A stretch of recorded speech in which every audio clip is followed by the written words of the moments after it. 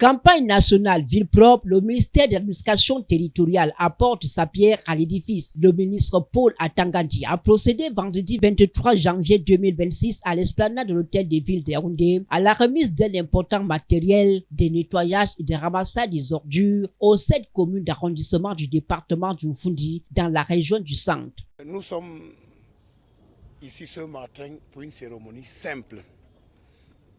Depuis 1 mois et demi, le chef de l'État, son Excellence Paul Biya, a lancé une campagne des villes propres au Cameroun et une campagne particulière pour la ville de Yaoundé.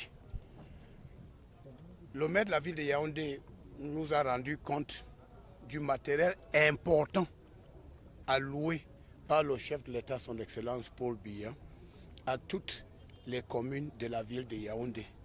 Les pelles chargeuses, les camions bennes, les compacteurs, il y a même les tricycles pour le ramassage des ordures.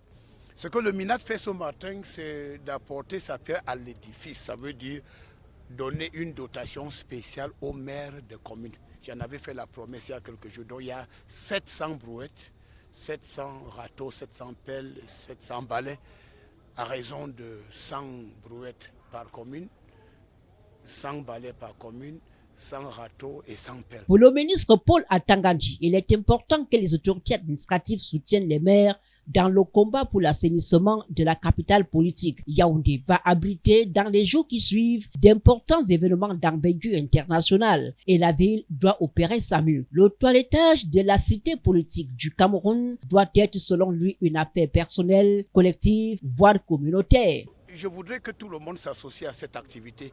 Il est aussi question de sensibiliser les populations. Quand vous avez fini de manger la banane, ne jetez pas ça en route.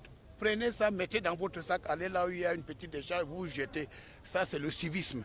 Donc, c'est un travail qui nous concerne tous. En effet, Yaoundé sera la capitale de la 14e conférence ministérielle de l'Organisation mondiale du commerce du 26 au 29 mars 2026 au Palais des Congrès et du 23e congrès international et exposition de l'Association africaine de l'eau et de l'assainissement du 9 au 13 février à Yaoundé. L'arrivée du pavillon 14 au Cameroun est également imminente. Yaoundé et les autres villes du pays doivent être débarrassées de ces immondices qui dégagent des odeurs nauséabondes et polluent l'atmosphère par la même occasion. Pour le ministre Paul Atangandi, les contrevenants s'exposent à des sanctions. Maintenant, je crois que la main dans la main, gouverneur, préfet, maire de ville, maire des arrondissements, donc ensemble, ça ne peut pas nous dépasser. Voilà pourquoi il est question aujourd'hui de faire ce petit geste afin que chacun puisse jouer son rôle et que les populations soient disciplinées.